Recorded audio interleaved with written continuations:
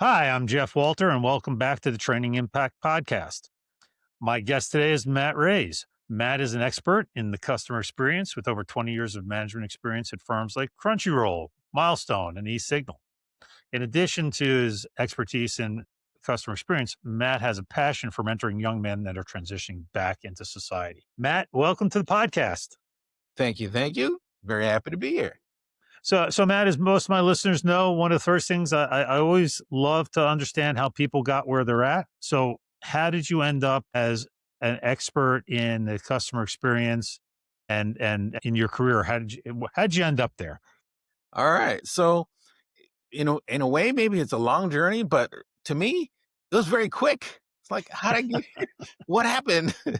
Okay. So, I think I can say I started out, basically it started out in high school after school building clones. I was building computer clones, PC clones, upgrading Apple IIes, doing that kind of stuff. And that gave me that customer face to face experience where people would come in and they would drop a box off and say, do something with this box. And this magic box, something had to be tinkered with inside to get them and make them. And then all of a sudden they'd be happy because of whatever RAM chips I stuffed in there or whatever parts I put in there. And it was like, okay, there's this computer part you got to fix. And then there's this person part you need to work with and you need to interface with. It's like they're two different pieces. And wow, that understanding of those two different pieces from my very first job is something that, that I still have to teach today when I'm working with agents and working with interfacing with AI, an agent, and a person. And all those still distinctions are still super important. So I started out building PC clones, and that gave me the heads up. So when I graduated, I got a degree in electrical engineering at 19, and I took on a job as a service manager in a PC repair shop. This was a relatively small shop, maybe 15 people, and the owner had a lot of employees there that were related. It was family, and when you're working with them, you can't fire them. So it doesn't matter if you catch them sleeping under a desk somewhere, you can't fire them. So there I was, a service manager with two team members who were technically their job was to deliver PCs in their delivery van, so they had to drive their vans. And I needed stronger people. I couldn't get rid of them. I couldn't manage them out of a job, which is I hear these days manage. Can you manage them out? It's like manage them. No, can I manage them in? These are two people I had to manage them in, but I also had to motivate them in. I had to understand what were they really looking for? What did they want? And then how does I line that up with what we need as a company? And so Mhm. I turn these two drivers into people who can build machines, computers that can go out the door.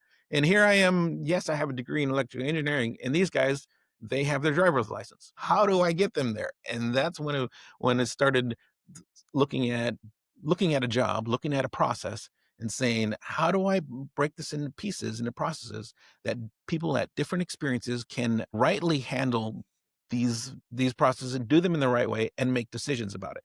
And that still comes down to what I do in training today is helping people recognize what to do, how to do it, and then how to remix creatively because they understand it strong enough that they can remix creatively to add value for that end user, for that customer. So, So yeah, go ahead. anyway, I'm doing this. Everything that I learned on each job, I'm still doing it. I'm stacking it up on top to get to where I can get build a workforce where within a short period of time I can spin up a team from 0 people to 200 people, and we got a month to do it. Those kind of things. It all comes from each one of these little job experiences going on.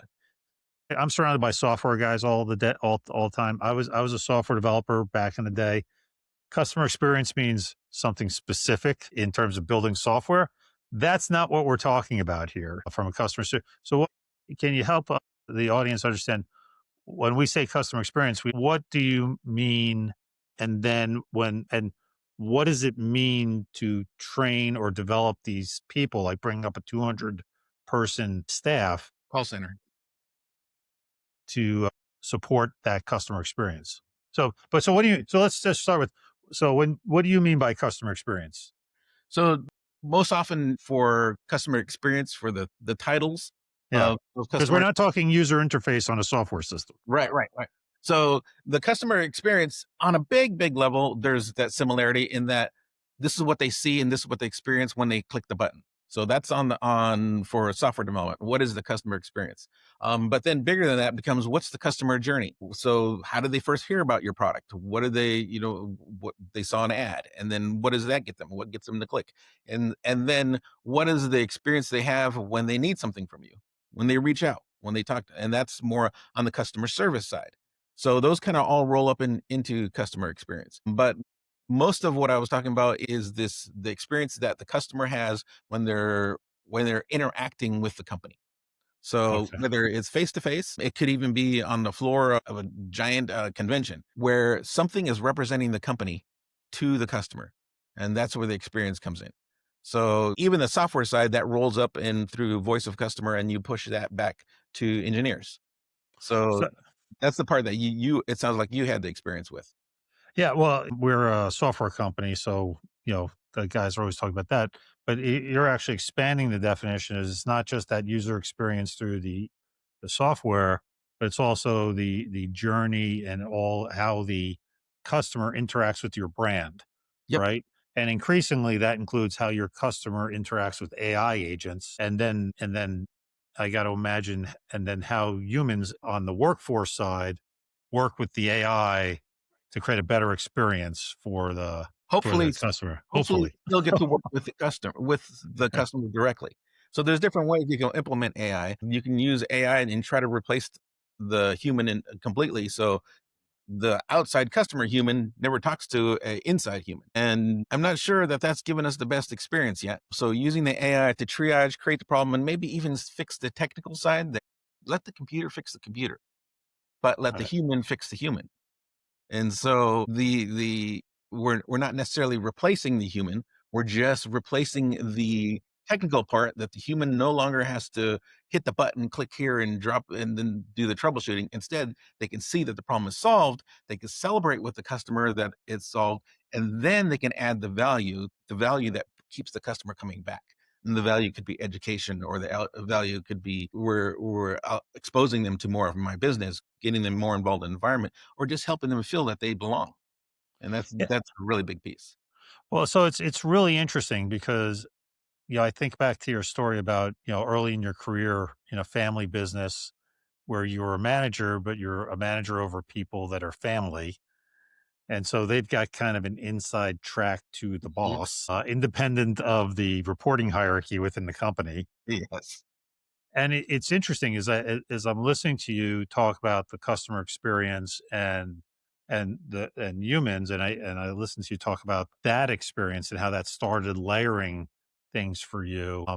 It's interesting because I see a similar parallel to a lot of our clients where whether if you're a franchisor, where the franchisee and their employees are the customer experience for your brand, not the franchise, not McDonald's corporate. Nobody at McDonald's corporate is the customer experience for a McDonald's customer, right? It's always it's a franchisee who's an independent company Mhm. and their employees. That when you go in and you're either self-ordering on the app and you're coming in picking it up or talking to that cashier or whatever that is, it's it's not your people and you can't fire them as the franchisor or dealerships, car dealerships, or any other type of reseller program where you've got these partners. It's a lot of parallels there that I've got to be able to develop these people that don't work for me. I can't fire them, but I'm responsible for them, right? Well, there's one more piece Yeah. besides you can't fire them. It's not that we would even want to fire them, but it's that we have a when we are training people that you're moving them up to the next level, when we're working with top performers, That's not you're not gonna fire them anyway. These are your top performers, but we wanna develop them to go to become that next level, to become that top performer. That's a different type of motivation. And those motivations are not so you're that's not where, "Here, I'm gonna give you, I'm gonna throw you a pizza party." That's not gonna Right. get your top motivators. It's a different type of motivation of understanding who they are, where they're going, and what they want, and then helping them feel like they belong to that. That's totally different, and yet those motivations, that same thing that works with volunteers, same things that work with people you can't fire, um, that's what really will get them going, not just to do their job, but to do their job very well. And so Well, that's it's what we're looking for. yeah. Well, so that's really so it sounds like in your you know sounds like relatively early in your career, and then building on that. So it's the motivation. It sounds like to me, and if I put my Matt hat on, that it's when we're doing learning and develop, when we're trying to get 200 people up to speed, whether they're employees, whether they're partners that are, we've outsourced the call center to a bunch of partners, whether they're the grandkids of the owner of the store, it's almost like if I can, if I get your perspective, it's actually the financial relationship you have with the individual is not important. It's the motivation, it's identifying the motivation to get them to perform at higher levels. Did I get that right? We're getting very close. Okay. I want them to perform where they are getting that satisfaction of really providing value to everyone around them, to building their own identity of who they are as a valued member of the workforce, but more importantly, a valued member of the team. I want them to feel like they're part of a team that is delivering something bigger than themselves. And And those yeah, go ahead. so they're they're really all parts of the human needs. How am I a human? What are the needs of a human? If we're meeting those as a leader, then our followers will never leave. Well, and so, so that's so that's really focusing on the human aspect or the motivational aspect of learning and development, right?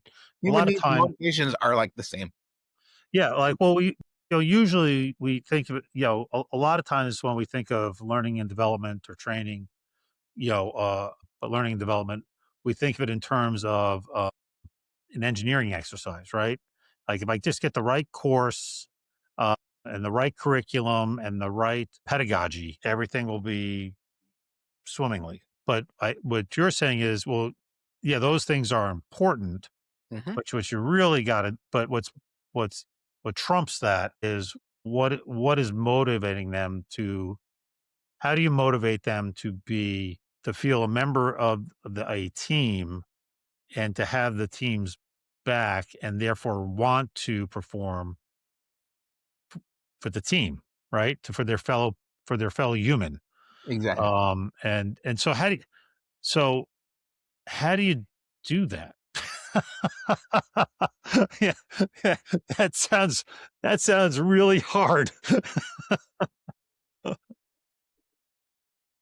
So recently, I've been hearing a lot about how do you work with Gen Z. Right. I've been hearing a lot of that, and they talk about things like different communication style, less experience. I even made a list of some of the things they're talking about: short attention spans. They value constant feedback. They need constant. They're sensitive to mental health. All these different things. They're saying that that's a drawback of Gen Z. And I'm going, wait a minute. Each one of these things are keys to helping a person, Gen Z or not Gen Z, helping them get that next level where they really want to move forward for themselves and for their team.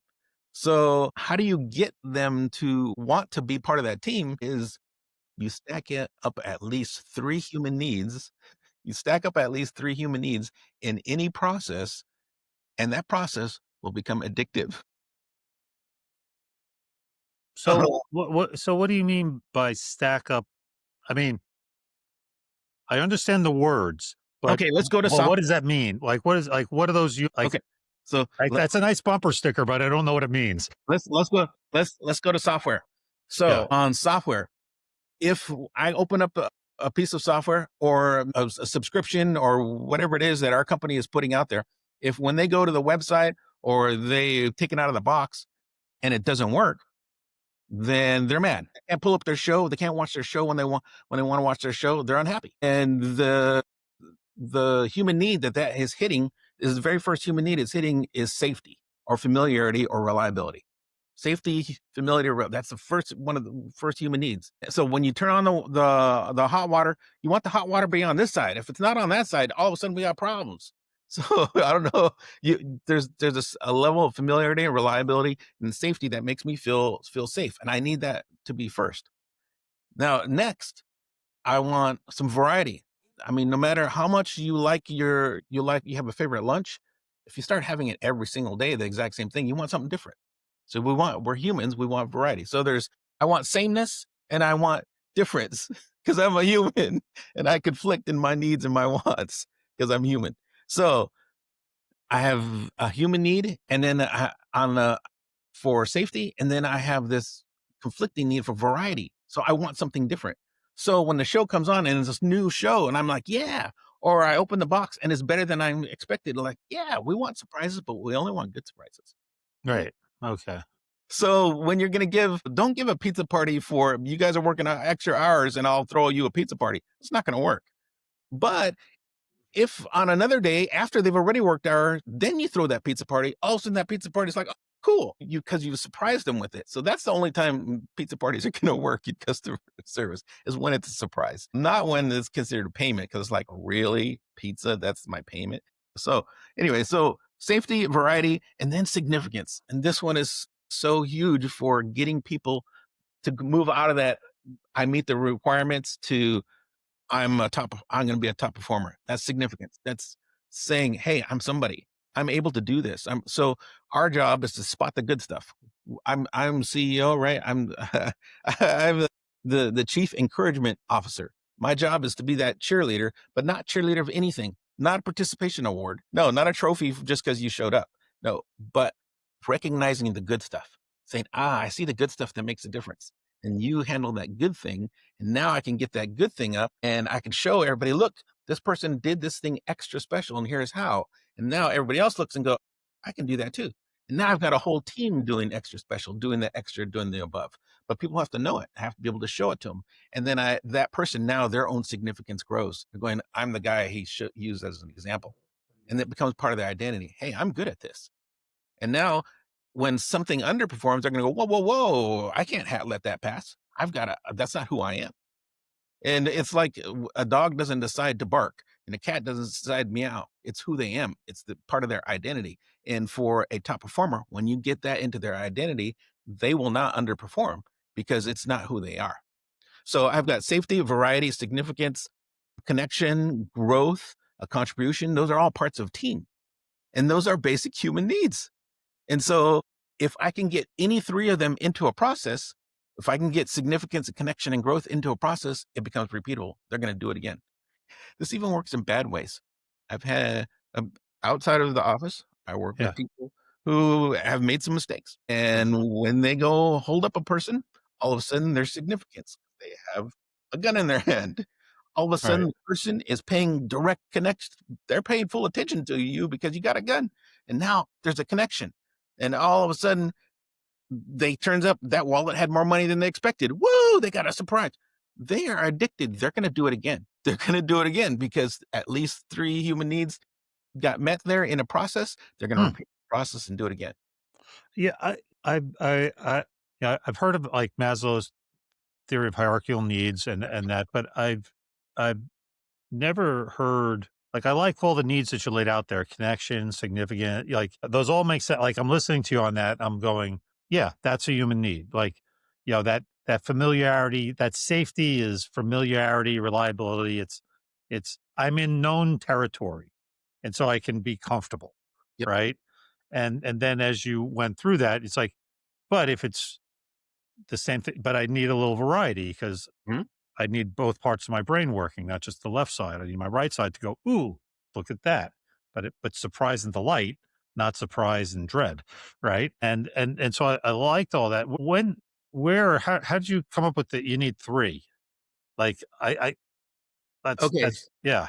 Like, that's like, I love the needs, right? So it's like, you can kinda go through those hierarchical needs, and this kind of expands it more, uh, from not a philosophical, but a psychological standpoint. And so that's really cool because you rattled off like 6 or 7 needs, or Yep. or desires. And so how'd you come up with 3 that you need to incorporate? So we got that out of gaming. Okay. So when we were looking at the different parts of the gaming that people will get, so which games, okay, so the Yeah. subscription business is Crunchyroll subscription business was the last 11 years of Okay. trying to work these different things out and developing my teams, my people. And that started out with I had a couple of agents, and they would get a huge amount of tickets during the week when I started there, and then on Friday they would just delete everything, and they would start all over again on Monday. Problem solved. Oh, sorry.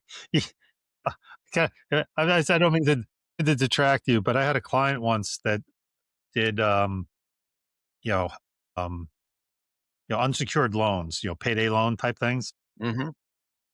And when somebody got behind with the on their payments, what the branch managers would do is just issue another loan at a higher amount to pay off the old loan and put a couple $100 in the guy's pocket. And it's like, problem solved. No more, no more delinquent loan. And so when you said that, it just reminded of, you know, at the Wow. end of the week, you just delete the tickets, problem solved, no late tickets. So we had to build something out of that. We had to Yeah, build the process. But at the same time as we had to build all these process and all these things, we had to build the team to move out of that stage into where they wanted to do things and they wanted to solve things. And it's yeah, like, how did we get them for that? They had to understand a real contribution to the company, what they were really doing for the company, which made it obvious why those processes were not the right process. That was not the way to go anymore. so you said when I said, how'd you end up with 3, you said that it was gaming. Was it the Crunchyroll Yeah. customer experience, or actually guys playing the game? So that's what we studied under the Crunchyroll customer experience. Well, we had to look later on. We developed a games team that was just focused only on games, Okay. and the games that we're talking about are mobile games. Right. So these were people who spend times in different portions of the game. And then we eventually got involved in the quality control of the games, and it was out of necessity because some specific games weren't being developed internally. They were being developed by external teams in other countries, and we had to put those together. So this was early on, and they don't work quite the same way anymore. But we had to do our own quality assurance inside the game, Okay. and so what we were faced with was the customers would write in and say, "I'm unhappy about this. I have this issue." And so the areas that they would be unhappy about are things we would have to look inside the game itself, say, how does this actually work? And Mhm. so our team members would actually play the games. They would be assigned to play this game and understand it and learn how to look at it and say, how do you think this is going to turn into a problem? This was before the game was released to the public. So we would be on it and we would be playing it and we'd be looking at it. And we would start looking at these and say, okay, which is the part that we think is going to be most popular about this game? And because that's the part that's going to get used the most. And that's the part that people are going to be writing in when there's a problem, when there's an issue. So we started trying to divide up the games. And at the same time as I was looking at some motivations on training development for managers, Yeah. I was working on these gaming programs it was completely separate, and we were looking at which things that were used the most. That's where the connection came into. I could see this part of the game is the part that when the game actually tells them, "Hey, good job." It's mimicking a connection like there's really somebody there. There isn't. It's a game. But it's like, Right. and then when I see the messaging parts of the games all of a sudden explode, it's like, okay, this is a connection part where they can talk at each other, even if they're yelling at each other. If they get to connect, it's like, okay, so which portions will be get used the most? Now, when we saw that there were pieces that had multiple areas that I could fit into these categories of human need, then I could place my bet and say, yeah, I think that one's going to take off. I think that piece is going to get used the most. And so we started Huh. counting. We started counting on the different sections of the game. We were saying, okay, how many human needs is this going to hit? Huh. And anything that had three, bam, it was gonna they were going to be using that over and over inside the game. And then we could see if it not just hit it just a little bit, but if Yeah. sometimes if they hit it strongly, so they have a strong user communication between players, and they had strong gamification, even outside of the game, you were recognized because you were still within Crunchyroll. So if you're recognized, if you got a badge, if you got, so it's like, aha, they got significant. There's somebody if they can get to go out in the forums and talk about how good they are, and it's backed up by a badge. It's like, aha, this game has at least three components and it has them strongly. Then that game, we know that game's going to do well. Now there can be other things that can kill a game, Right. Yeah. Yeah. Yeah. Yeah. but those indicators, if I saw three, I knew they were going to repeat that part of the game. And if those three were strong for the entire game, then I know there's going to be people who are really upset when that game finally gets shut down, when they're finally said, hey, we're not making enough money off this game. There's going to be a group that will never quit that are going, no, you cannot take this game away from me. I need a standalone version. It's Right. because they become addicted because at least three things are three human needs are being met. And I need those human needs being met on my teams. And Huh. as meeting those, if those human needs are being met in the team, then they will give that team their all. They're not going to quit on me. That's really interesting. Like I mean, that's wow. So if you're I mean, designing it's like looking software, at the game as a giant uh human psychological experiment. need meter, right? How am I going to Yeah. meet the needs through this software? Now, might be coming to you for some financial software, and yet, perfect. So the safety and familiarity part is going to be good. But how do I work in variety? How do I work in this? I got to think about it. Anything that shows as plus, maybe I highlight it that when a budget section comes up better than expected, make sure that comes out in the highlights. I need to be highlighting anyway, bottom and top, but make sure the top is at the top. So the first thing that opens, they can see that positive, hey, my budget area in this one came out better.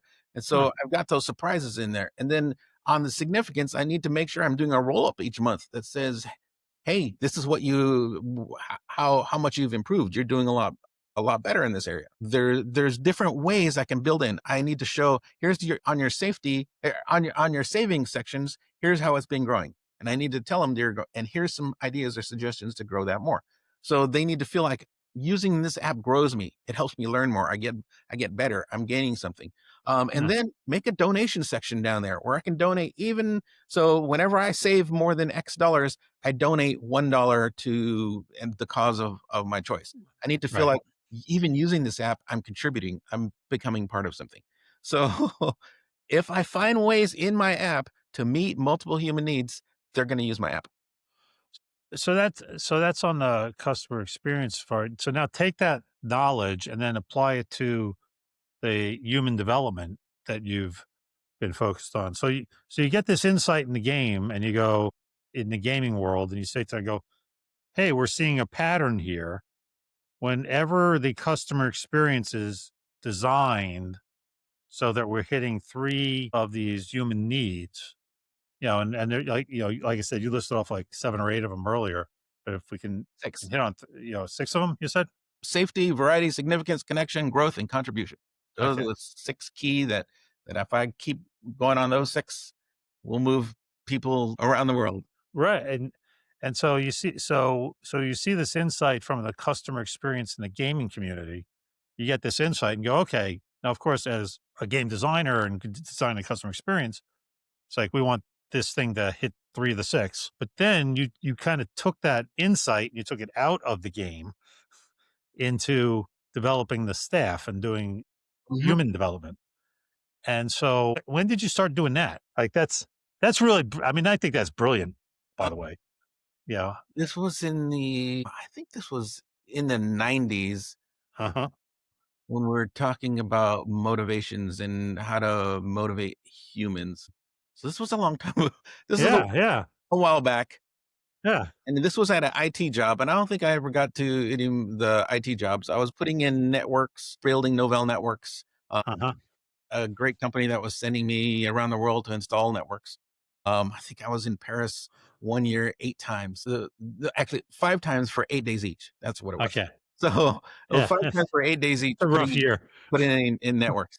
Oh yeah, it was tough staying on the Champs-Élysées right there, Hotel California, the name of the hotel. It was awesome with the heated marble floors and everything. It was okay. Oh It was man. it was a rough job, but I would put in these networks, and I had a lot of interactions with people, and I didn't speak French, and so I had a lot of interactions with people where I had to communicate my needs and their needs to get things solved, and it came back to motivations. I had people in all different countries that I was working with. I Mhm. had team members in the UK and team members back here in Sunnyvale at the same time while I was in France, and I'd coordinate all of our teams. We'd be working around the clock.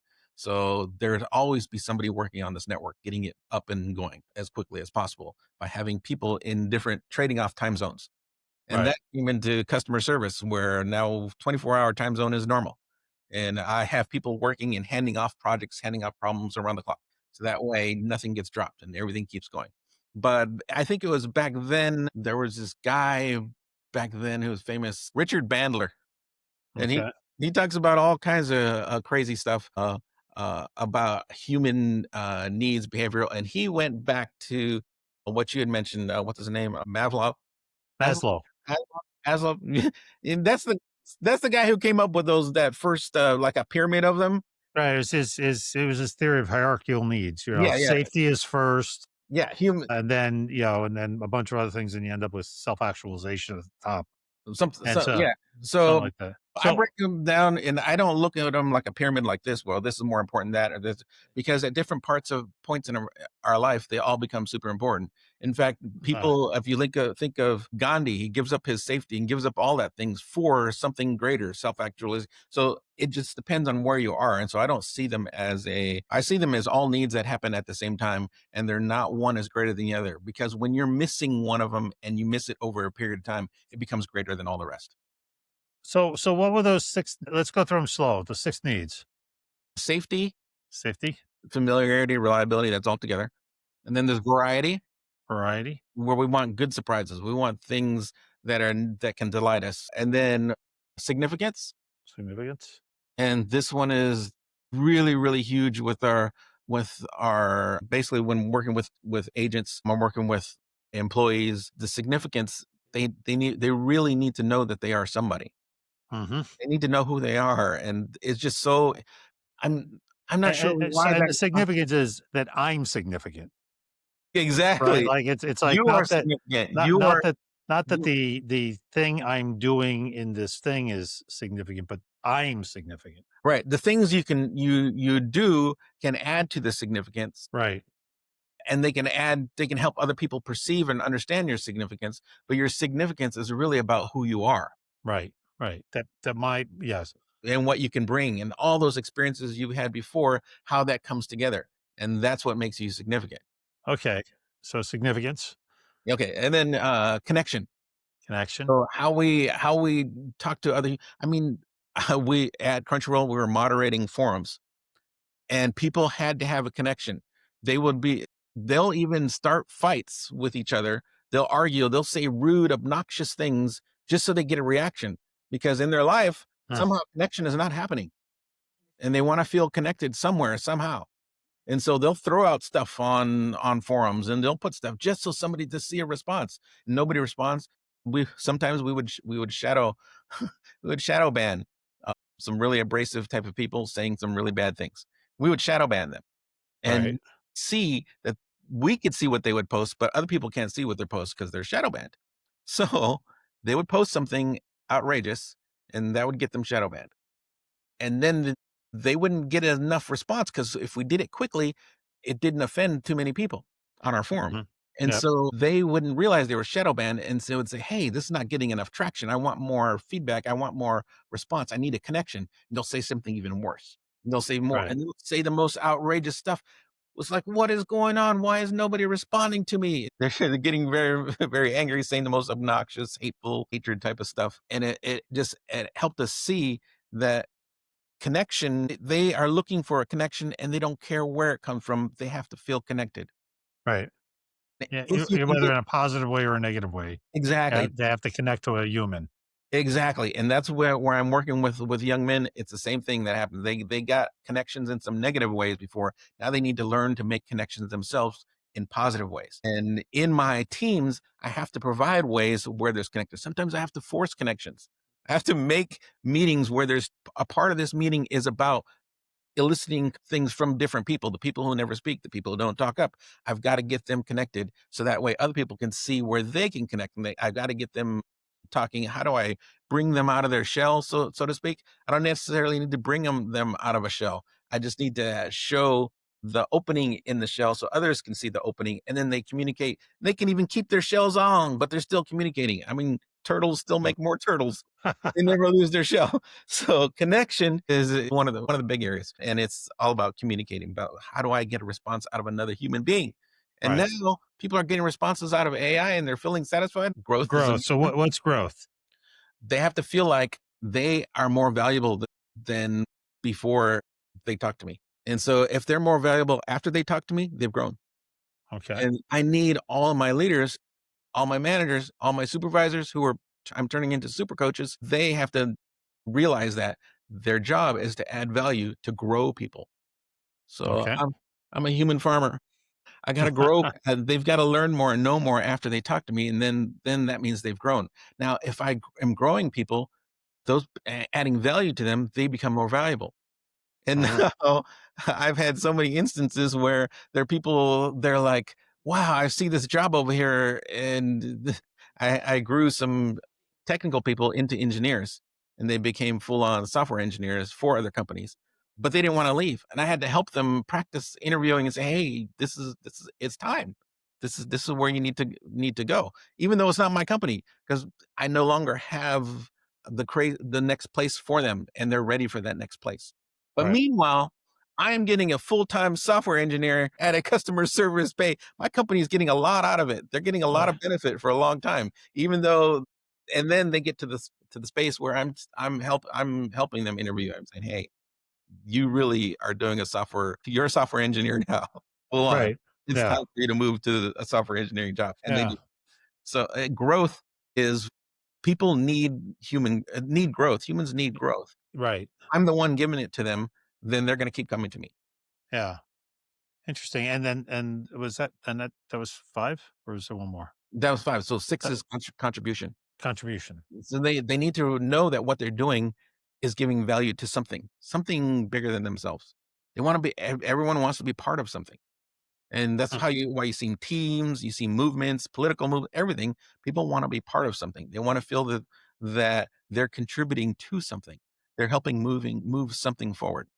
So on a team, it could just be, look at this giant queue of tickets that we've got.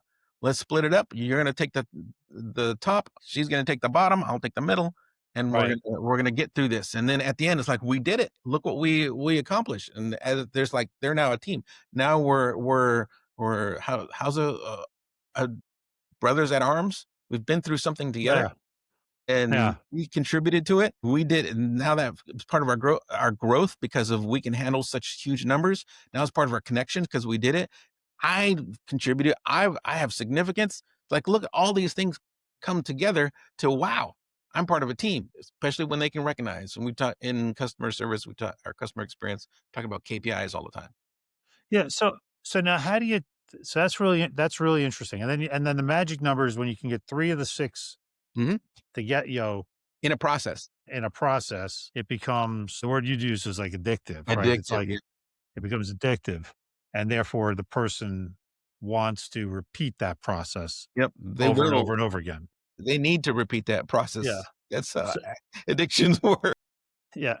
Yeah. And there are positive addictions, right? Like, 100%. Yes. like, there was a great book I read a few years ago, Atomic Habits. I thought it was brilliant because it was all about that, and it was really interesting because it got into the physiology of the brain and neural pathways and how they Yep. reinforce and it was really fascinating. And so yes, addiction, habit forming is positive habit forming, right? Like brushing your teeth every night, positive habit, right? So so now if I'm trying to so now let's pivot a little. So how do I or how did not how do I, but how did you? If you're trying to bring on a team of 200, like let's take the example you used earlier, right? Like we want to ramp up a team of 200 in a month or so, and I've got to train all these folks. I got, how, I got to, how do you apply that theory to a development program? Like, say you bring on those 200 people, Mhm. right? Like, okay, it's 200 people with 200 different needs and wants and all that. But they all have got the same, they're humans. So they've all got the same six things. Yep. How do you develop a training program or that hits on those notes? Like, so now that I've got that baseline, which by the way, I think it is so cool that you saw that in the gaming. It's almost like a real life human psychology experiment. And then you let the data, No, it you is know, it is real life. Gaming is real life, yeah, yeah, especially yeah, especially to the people who subscribe, people who buy. Gaming is real life. yeah. The No, com- but I mean a real life experiment, right? It's like yeah. humans in the wild, and you're observing them through the gaming stats. You know, very, very cool, very, very cool. But so no, so if you're doing that, okay, I'm going to bring on. You need to bring on 200 people for customer service. Um, how do you develop a program that hits three of those six needs? So it's always this. This is the same as, in a way, this is the same as any training program. In that, first, I have to know who my audience is. Hmm. So I have to look at the employees. Now, I was able to help steer who these employees were in the hiring process because I was able to create, here are the requirements. Here's what we're looking for. We're Okay. looking for people who have some face to face, whether it's retail sales or something like that. Because I was spinning up. This was an audience. This was a team for a Google software, a Google set of software that we needed to bring up a team really fast. So I started with people who had retail experience. I was looking for people who had done on the floor type of sales type of things. Any of those type of retail face to face experiences, I needed that first. They had to be able to talk to people, and a Okay. lot of them were doing phone stuff. So that's why the face to face phone. So I needed and you need to know your audience first on any training program. So I put that first in any training programs. You need to know your audience. Who are you training? What are they about? Where are they at? So since I also knew their in hiring them, I I also knew about their type of experiences, and they were all fit into a similar box because those were my hiring requirements. Okay. So I got to know my audience, and I got to interview a lot of them, and so that helped me on my training program of where they are.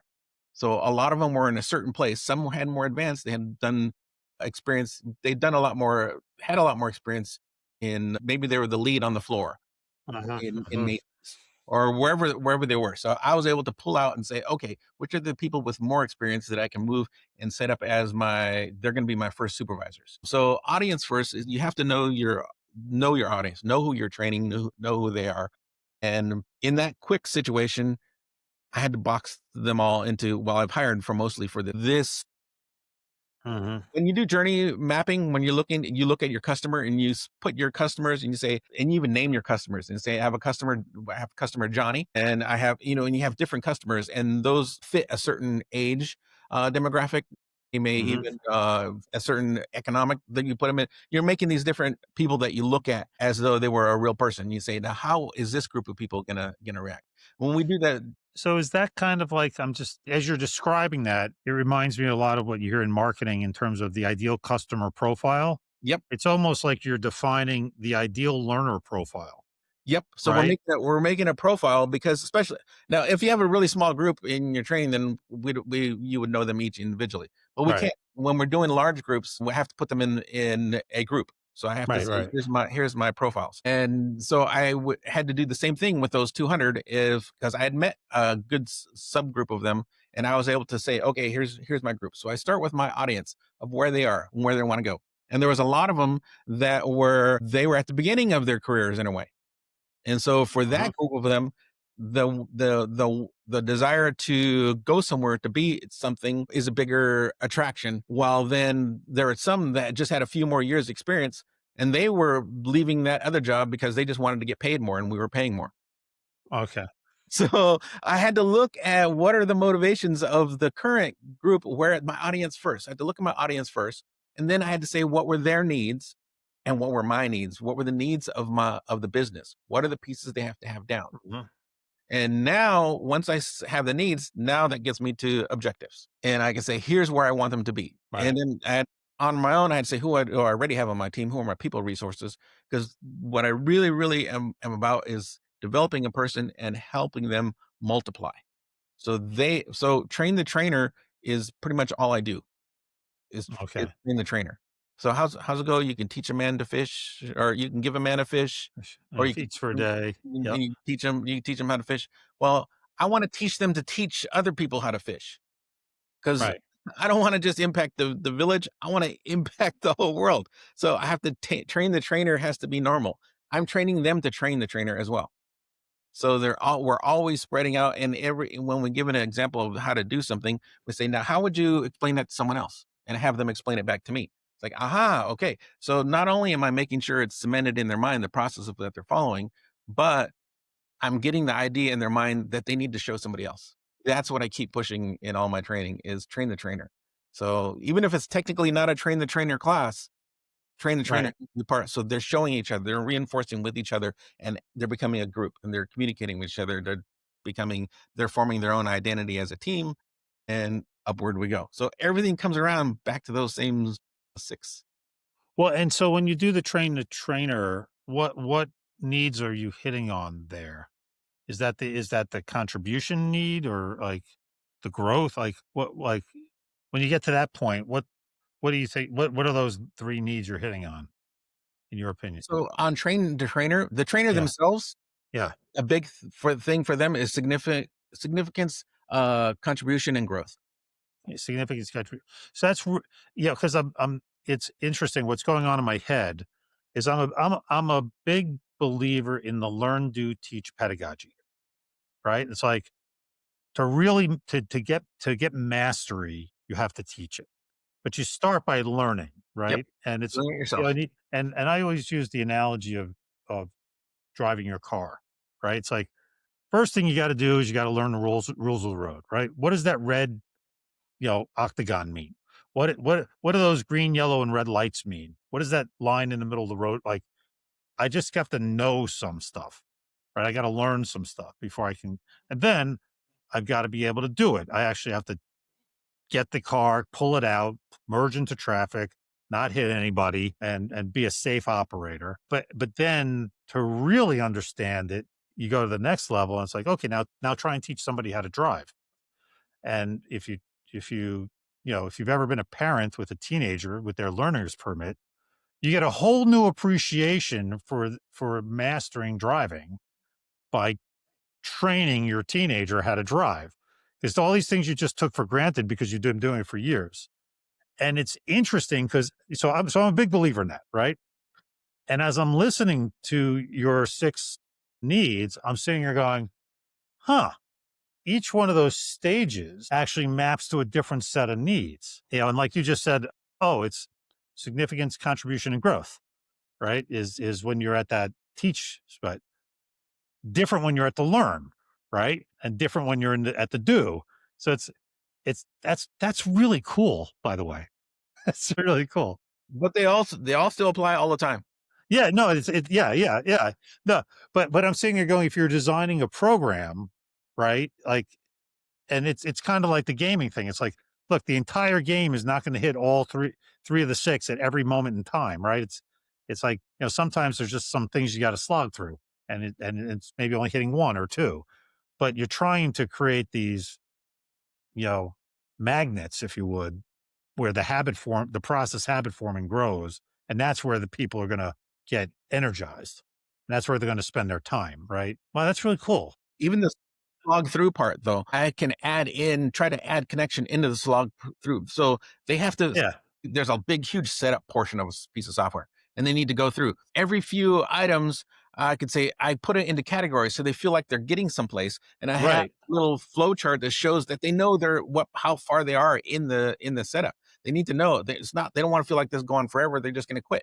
They need to see the ending. So like if you're swimming the Yeah. English Channel, if you're in the fog, you're more likely to quit compared to somebody on a clear day and they could see the land coming up and they'll keep going. You need to be able to, to see the end to keep going. You need to know where you're going. So That's really cool that you just used that example. I did a half an Ironman with my daughters earlier this year, and on the swim portion, when they were prepping us for it, they said, um, a lot of people drop out in the swim because that's usually the least prepared people are. But the person said, but nobody has dropped out once they made it past that first marker out there. And so, and so when you use that as an analogy, I was like, oh my God, that was it. It's like, and I remember it's like, I just want to get to that marker.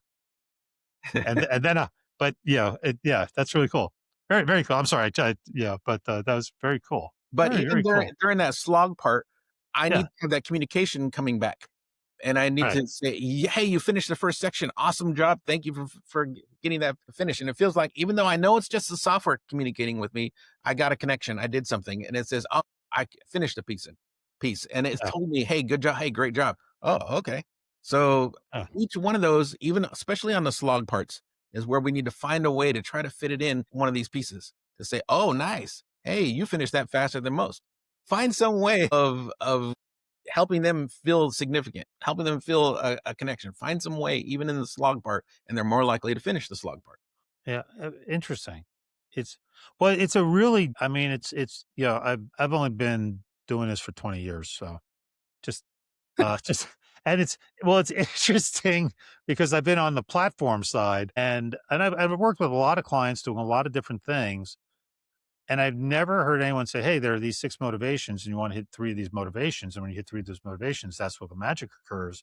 And, there was this whole thing in learning development, gamification, this and yet when I was talking to clients or working with clients on that, it was very check the box-ish, we and it was almost like I always asked why? Why? Like, what? And you're giving the why. And the why helps define the how, Right, because exactly. it doesn't mean, yeah, I gamified, and other people are going, "That's so lame." They're like, Exactly, or they gamified and nobody cares. exactly, because he didn't Yeah, do it right. Because the whole point of gamification is significance for people to be yeah. able to see and be able to show this is who I am, and so other people can see who they are. So that was the whole point of, and gamification also has another part of challenging yourself, and that's where growth. That's the growth piece of it. The When that's gamification, all I have to pour myself out. yeah. Well, it's like the whole level up thing, right? It's like every time I level up, I'm achieving something. There's Yeah, more significance. I was working with a agent who was underperforming, Yeah, and the talking to him, it's like, wow, this guy's really smart, and yet he was not performing. And so uh-huh, I it's like, I'm just going to sit with you. That's another thing. Big thing is just sitting with people and as they work, shadowing. I put top people with underperformers, just let them shadow, let them see, and then talk to each other, and then switch it. Now this person sits and watches that and asks why. So I did that with an agent who was underperforming, and I was seeing them getting bogged down in different portions and going, why? What's happening here? What's going on? And finally, I was asking enough questions and he stopped everything and he said, "Can we go over the break area?" It's like, yes. So we went over the break area and he told me, he said, "I have ADHD and I have dyslexia." And he thought he okay. was going to be fired. He thought that was the end. And I was like, well, why didn't you say so? That changes everything. That changes everything on how, and he thought he had to hide all that in order to get hired and in order to have the job. And so it was like, this changes a lot of things for me. So now we're going to change this approach and you are no longer going to type. Instead, you're gonna talk to your computer, and we put out at that time, it was Dragon Speech, I think. So Uh-huh. you're gonna now gonna type, you're not gonna type on your computer, you're gonna talk to your computer. And you're not even gonna read long text, it's gonna read to you the, different parts. You highlight, and it's gonna read to you. So we started having different methods for being able to communicate with his computer, because to help on the dyslexia side. On the ADHD side, we got a timer. And I put an egg timer on it, it's like a 15-minute egg timer, and I said, "This is how I want you to use it." And I gave him some specific cues, for triaging, and I said, "You're gonna work in this queue for 15 minutes, and as soon as that dings, you got to finish whatever ticket you're on, and you no longer work in that queue. You're now going to switch to another queue. Now, this is the opposite of how we work with most agents. Most agents, you stick them in a queue and they become professional in that queue and they got it down. They're hitting ticket after ticket. And this we did differently. We said 15 minutes is it. Then you're going to switch to another queue of a different type. But it was a different type of support, but it was very similar in the process of what he needed to do. Huh. So those 15-minute timers kept going off and he kept task switching between these things. And it became a game because he was working on 3-minute tickets and he had to hit 5 in that 15-minute timer. Now, normally they can't hit 5, but this guy was starting to hit 5 pretty frequently.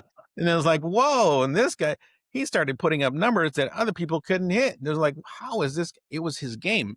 Now we talk about attention spans and these young people, these kids, they use that term a lot. Kids, these kids, they have short attention spans. These Yeah. Gen Zers, Yeah, they have a short, these 30-year-old kids. shorter. It's like they're not kids. Soon as Right. they say kids, I know, okay, person's not thinking right. So, but they'll play a game for hours and hours. You Right. get them in the back play. You got them on the Xbox. You got them on the PlayStation. They'll be playing for hours and hours. You can't get them to quit. So those games, those things are meeting needs. But the game part, if you can keep their attention, if you keep them challenged, if you keep them interacting, then they will keep going and they'll start hitting numbers that other people can't hit. And so I had this guy as a top performer within 3 days. He was a top performer. Holy smokes. At the end of his next week, his numbers were the best numbers of any of the people in his category, in his section. Other people couldn't do it. Couldn't do they couldn't focus that long. Now here's a guy with ADHD and normal people can't focus as long as him. It's not really when we're saying these people can't focus or these, what we're really saying is we haven't got their attention and we're not holding it. Right. And It's interesting. so, I don't want to switch off topics, but I've been Yeah. seeing a lot of Gen Z stuff lately. A lot of people saying, "How do you manage Gen Zers? Because they are a problem and they have all these special needs." It's like, no, they're humans, Yeah. and maybe you haven't been treating your other humans the way these humans are demanding to be treated. Yeah. It's funny because, yeah, I'm not a Gen Zer. I've been around the block a little while, and it's funny. I haven't thought about it from the perspective of the needs that the way you're presenting it. But every time anybody brings up something about, oh, kids today, blah, blah, blah, it's like in my mind, go back to when I was 21, Hmm. and I'm like, the kids coming out of school today, they have their stuff so much more together than, like, I just think, like nobody had a job coming out of school. You got a job after you graduated. And now, like, they've got jobs. They're like, it's just like they're so far along, and they're also so, I just think, yeah, whenever people do that, I'm just like, you forget what you were like and what your generation was like at that age. The folks that are coming up today, and young, adult, and like, I'm actually very impressed personally, very impressed. I think one of the things I hear a lot is that they have less real world experience. These kids these days, and when I hear that comment, I go, I think their world and your world are not lining up, are not the same. Because they're coming in with more digital world experience and maybe less face to face experience, but more digital world experience. So it's a different world. And the thing is, my world, our old world, that world is disappearing. Yeah. So Wait. saying they have Yeah. less experience, like, no, they have more experience. It's just in the world that we're coming into, rather than the world that you are used to or you want to hold on to, and that there's no way to hold on to. It's really interesting you bring that up because I've had a long enough career that when the internet hit, and client server hit, and then the internet, and I remember, in the whole digital revolution in the 80s and 90s. And I remember reading things at that time, and they were talking about how brains get wired based on what you do. And they were talking about, at the time, in an agrarian society, everything is cyclical. There's a season for planting, a season for growing, a season for harvesting. And your people that are of agrarian societies think cyclically. And then those of us, you know, Gen X, Gen Z, and before, but not Gen Z, Gen X boomers and the greatest, before boomers. It's like we're products of the industrial revolution and it's all linear. And so we're all linear thinkers. And they were saying in the 90s that with the digitization of everything and that kids born at the time who are now adults in their 20s and hitting 30, they will be network thinkers because everything is networked and their brains will be wired to be network thinkers. And that was 30 years ago, people were writing that. And it was really interesting because they also said, that prior generation, boomers per me, they are, you know, they're not they're not part of the digitized world. My generation and the Generation X, we're digital immigrants. We grew up in an analog world. The prior generation were analog. The folks that are now in their 60s, the late 40s are digital immigrants. We grew up in an analog world, but then as adults created the digital world. Now the people in their 20s and 30s now are digital natives. And so just highlighting what you just said is just spot on. I think it's spot on. I think people saw that there was going to be this networking world. I Yeah. think what they didn't foresee was that this networking world would be so customizable that people are essentially building their own worlds they're building their own world to meet their needs while not understanding their own needs. Yeah. Yeah. So that's how these worlds get created that are just so far off, and you go, "Wow, that person's really out there." It's like, how do they even believe all the stuff that they're repeating or Yeah. they're saying? It's because they've created this world. This networking means I can create a world. So I can have the weirdest idea, no matter how strange this idea is, because of this world is network, I can find 100 other people with that very same strange idea and belief. Yeah. Well, and you're hitting right on the hyper connectivity. We've never had a world that was hyper connected. And I go back in history and I look at the Industrial Revolution and sit there and go, look, it took the industrialized world 100 years to figure it out. Some would say 150 years to figure it out. To go from an agrarian society to an industrial society and all the things that means, right? From all of a sudden mandatory school, social safety net, like the modern, and it's going to take decades for all of this because you're going to have the digital natives go through an entire life cycle. And then by the time they're in their 60s, they'll be like, well, you know what we really should do, and it's fascinating. But hey, this has been a really interesting conversation.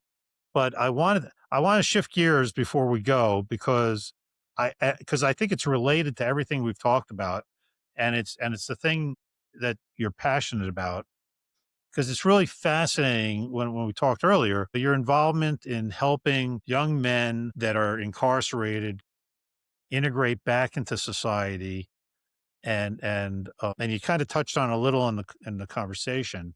But how did you get in? Tell me a little bit about that. How you got involved in that, and how these lessons that you've developed on your professional side, how you're applying them to that, and what type of results you're seeing. Because it hits on the universality of the concept. Okay, so getting involved with them, it wasn't on purpose. It wasn't on purpose. My wife got involved in teaching with some women's groups, Okay. and she's a certified domestic violence counselor. She has all these different areas that she works on. And so I was like, well, that's her thing. That's what she does. And she goes and volunteers. Well, there was a men's home and a women's home run by the same organization, and they were right next to each other. And she said, "Hey, while I'm over here teaching at this home, they really need help over here on this at the men's home. Is there maybe you could just do this for the next 5 weeks because that's how long I'm doing it over here at the women's home." And so I was like, "You're gonna be there. It's right next door." And she goes, "Yeah, and it's a sketchy neighborhood, and I don't want to go there by myself." Okay. And I was like, "Okay, Now chivalry has to yeah." come in. He's like, "I'm not gonna do it." And so So it was like, we'll go to this neighborhood, and she'll go there and I'll go there. And I committed to it. And I talked to the guy running the program. It's like, yeah, you got me for the next 5 weeks. And let's talk about some of the needs. And I thought I understood the audience already. There's a lot of things I went in thinking I knew and I didn't know. But I went, okay. And on the very first day to show up, she went and said, oh, there's the ladies' home and the men's home is supposed to be right behind it. And I had not clarified the actual physical location. They had just moved. Oh, jeez. They had just moved, and they thought I knew about them moving, and I didn't know about them moving. And it was like, okay. So I dropped her off, and then I was like, I need to drive over to the new place. And they weren't even next to each other. But I had already committed. So I said, okay, I'm gonna do these five, and we'll be done. And she did her five and she was done. And I did my five, and I couldn't walk away from those guys. I could see the development and growth that was happening. Uh, I could see where there were people were moving from one step to the next. And I could also see where they were feeling that safety, the familiarity. There was somebody that they could trust. Mhm. And there was no way for me to walk away. And so this is now something that I normally and regularly do. And I do it much more often than my wife does. And well, so what is that like when you said 5 week? Like, what is it you're doing there? So at the time I was helping them, that first 5 week was about, they wanted me to teach about goals. Okay, And we were not at a level where I could just start out teaching about goals. There were things underneath that had to be worked on before they can get to, here's your goal. So even on a job, we could say, here's a goal, and we're going to get through all this work level. They already know that there are processes underneath that they have to repeat over and over to get to that goal. And for these people, the processes were not there. okay, And the reason the processes were not there, no one had ever showed them the processes, but no one had also showed them that no one had showed them the reason for those goals. We gave them goals without telling them why. Hey, this is what you need to do. They didn't understand the why. So the things that we saw as normal, everyday things, you're going to get a job. And then that job, it's just like, wait a minute, the person doesn't even have a driver's. right, These basic things have never happened. These first thing, no one did the basics with them first. So they're a normal process. They don't know how or why. Everything becomes super difficult. Reading levels, not even there. Um, all these different, what we see as normal communication, they didn't have. Some of them, it's like, it's a different dialect. It's like, we live in the same city and you grew up here, and yet your dialect is completely different. The way they talk, the words that they use, like, wait a minute. I don't think I understood what you said. Let's repeat it. Let's start again. We had to get to a certain level before we could teach goals. And so that's when I started going, hey, isn't this the same thing? I need to, because they need, why should I learn this? Why should I do this? Now we're back to right, needs. Now we're back to motivations and getting them through. It became the same types of lessons. So I started teaching them about KPIs. Now, what do they care about KPIs? What do they got? No, KPIs means a way to measure yourself. If you're going to the gym and you're saying, if the numbers on the weights are not there, it makes it really hard. And so if right, understand, if they can't see those numbers, they're never gonna really move up, because they can't even see the numbers. They don't know the numbers there or what those numbers mean. So I've got to start out teaching them these different things and how to set their own KPIs, how to set their own measurements, how to say, this is what I did today. This is what I want to accomplish this week. And that's what goals are about, right? But right. to start with, how do I measure myself? What am I measuring? What should we measure? And that's the same with when I'm producing a report for senior management. What is it? What are the numbers that they really need to see? What are the numbers that actually mean something? What are the pieces that make a difference? And that's what I do with these individuals that are coming out of institutions. So and so I've read a lot of self help and things like that. When you say KPIs and you say there are those basic things that they need to learn first, what do those KPIs tend to look like? Right, like like for example, a buddy of mine recently retired, wants to stay fit, and he's got KPIs. He's going to ski 30 days a year, and he's going to bike 6,000 miles. Right, so for his physical fitness. Right.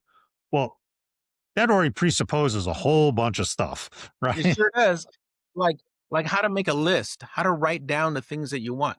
No one ever told them to make a list or write down what they want. And they need to have a okay, how do you have a they have smartphones. When you go and look at their alarms, they don't use the alarms, just whatever happens, happens. Like, no, we need to schedule your day into an alarm. They don't schedule their days. They didn't start out that way. Their day was scheduled for them in an institution maybe, but once they Right. get out, freedom. Let me see the alarms on your phone, and that's gonna tell me how successful you're gonna be. So, that's gonna Interesting. tell me if you're gonna make it back where you're setting you either set your own alarms or someone else is gonna set your alarms for you. So, And that would be an example of a KPI, like, that when you say KPI, it's like, "Okay, what's your schedule for the day? How are you going to spend your time?" And but I like that. If you don't schedule your time, somebody else is gonna schedule it for you. and that fits for Yeah. everybody. It doesn't matter Yeah. what little Yeah, yeah. No, no, I think that's universal. I like that. but these guys look at me and they go, "No one ever told me that." Yeah. They're like, "Well, now you know. Let's go." Yeah. Great. And so now how long have you been doing that now? I've been doing train. I've all let's see that part. I think we're coming on like 2 years. But before that, Uh, I was working with young people, and then I was director of our junior program at a large church nearby for 14 years. yeah. That was teaching even younger set kids, and when it comes to attention span, that's when you can actually say kids Yeah. Yeah. An 8-year-old. when they really are kids. Exactly. So That's and so I teach every summer still. I teach at summer camps. I'm teaching fantastic. So you've been doing about 2 years. So with the folks with the young men, with the yep. men, have you noticed an effect, or what have you seen as as an effect? Because a lot. I mean, there's a lot of people that get into a lot of negative behaviors. Incarceration being like Mhm. you know a very negative behavior, but a lot of other negative behaviors, and it's hard to get out. It's hard to rewire your brain. It's very difficult, to rewire your brain to to change negative behaviors. It is. That's the way we're built, right? Once you wire something, it's hard to rewire. So, when you look at a lot of different programs, whether it's addiction programs or recidivism programs or anti-recidivism, actually, like it's really difficult. My girlfriend's involved with something up here with that. It's Grace Centers of Hope, and it's focused on the homeless, but it's an entire program. They Mhm. come in, addiction's part of it, skills is part of it, being able to show up on time for a job. Like it's an all inclusive, everything holistic program. And most of the folks drop out. They don't. They opt out, right? And so it's really hard. Really, really, it's a really hard thing to do. But the beautiful thing is, a whole bunch of people make it through, and it's a beautiful thing. So in what you've experienced the last couple of years, how have you seen like what has been the results or the KPIs or for your own So efforts?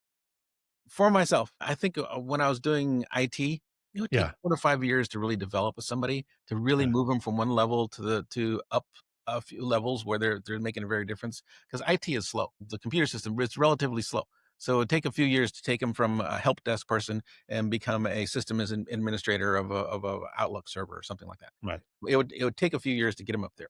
When I started doing customer service, I was so excited because of the speed, because Okay, I could take somebody and I could within a few months I can move them from agent to a lead. A few more months they're ready. They may even be ready to be a supervisor. right, Within a year they can go to manage a manager for the right person. I mean, not right. all. As you're developing and growing people, it was a lot faster and also a lot more people. And so that's what really got me was I get to develop people and I get to develop a lot of people. Now with these programs and where I go and volunteer in teaching, it's a little bit different. But the speed, wow, maybe that's addictive for me is the speed that you get to make a difference in someone's life. How quickly you can turn things around for them. Now that doesn't mean they don't fall back, doesn't mean they don't make mistakes. Right. I mean, that's Yeah. completely normal. And in fact, I do a lot that's parallel with 12-step programs. Uh, Yeah. So it's a great basis to start with and go. So and yet every single step of those, I still put them through the safety, variety, significance, connection, growth, contribution. Put it through that lens, and now when I'm sharing, they're going, "Oh, I haven't heard that anyway." And I'm looking at the program directors like, "Wait, you've been through so many of these things from so many different people, so many different vendors, different people that come in and teach these programs, and you didn't catch that." Yeah, I mean, that's what I've loved about this conversation is I've been in the learning development industry for over 2 decades, and it's the first time I've heard like, "Oh, well, there are these 6 needs, and if you hit 3 of them, bingo." So in your training program, if you can design your training program and all the elements of your training program to always be hitting 3 of the 6 needs, and then when we talked about learn, do, teach, when you were talking about like the teaching, I'm like, "Oh my god, learn, do, teach." The teach hits these 3, the learn hit the my brain, I'm mapping them. I'm like, "Oh my god. Oh my god, it's Right. brilliant." Like So it's I added value to you. Awesome. I yeah, 100%, 100%. That's really cool. So when you if I hear what you said on with this program, it's like it's and again, like I said, I've seen it with Grace Centers of Hope. It's really hard, and the batting average is midland, right? Like, it's more like a baseball batting average than a NBA free throw average, right? But but it changes the lives of hundreds of people, like, just that would not have and, it sounds like something similar.